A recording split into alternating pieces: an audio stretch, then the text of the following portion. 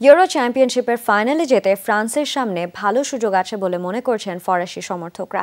স্পেনের সাথে শেষ চারের হাড্ডাহাড্ডি লড়াইয়ের জন্য মুখিয়ে আছেন তারা। গত কয়েক বছরে ফরাসিদের ধারাবাহিক পারফরম্যান্স আশা হয়ে ধরা দিচ্ছে তাদের সামনে। এদিকে সেমিফাইনালে স্পেনের সাথে শক্ত প্রতিদ্বন্দ্বিতা এরই মধ্যে মিউনিখে এসে পৌঁছেছে ফ্রান্স ফুটবল দল। ইউরো চ্যাম্পিয়নশিপে ফাইনাল নিশ্চিতের লড়াইয়ে ফ্রান্সের বড় বাধার নাম স্পেন। কঠিন সেই পরীক্ষা উতরে যেতে এরই মধ্যে মিউনিখে এসে পৌঁছেছে ফরাসিরা। মঙ্গলবার মধ্যরাতে শিরোপার দিকে আরও এক ধাপ এগিয়ে যেতে মুখোমুখি হবে দু দল।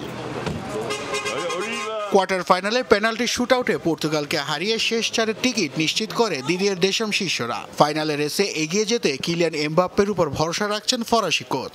সমর্থকদেরও আশা নিজেদের সেরাটা উজাড় করে ইউরোপ সেরার মুকুট পড়বে ফ্রান্স। ফাইনালে পৌঁছাতে ফ্রান্সের সামনে ভালো সুযোগ রয়েছে। দলের বর্তমান যে পারফরমেন্স তাতে আমি দারুণভাবে আত্মবিশ্বাসী। আশা করি স্পেনের বিপক্ষে ভালো করব আমরা।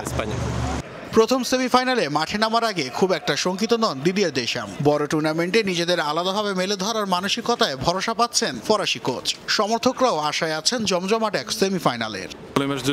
সেমিফাইনালটি নিয়ে আমি বেশ রোমাঞ্চিত। সেরা দুই দলই খেলবে ফাইনাল নিশ্চিতের জন্য। তবে আমি মনে করি ফ্রান্সের যে মানের ফুটবলার রয়েছে তারা ম্যাচের ভাগ্য করতে এগিয়ে থাকবে। বেশ কয়েক বছর ধরে ধারাবাহিক ফুটবল খেলছে ফ্রান্স। পরপর দুই বিশ্বকাপের ফাইনাল খেলেছে দলটি। 2018 সালে চ্যাম্পিয়ন হলেও সবশেষ 2022 কাতার বিশ্বকাপে খুব কাছে গিয়েও ছুঁয়ে দেখা হয়নি সোনালী ট্রফিটি। আমাদের দল জয়ের জন্যই খেলবে। ফ্রান্সের সেই সামর্থ্য আছে। প্রয়োজনের সময় কিভাবে খেলতে হয় তা তারা জানে। দলের প্রতি আমার পূর্ণ আত্মবিশ্বাস রয়েছে।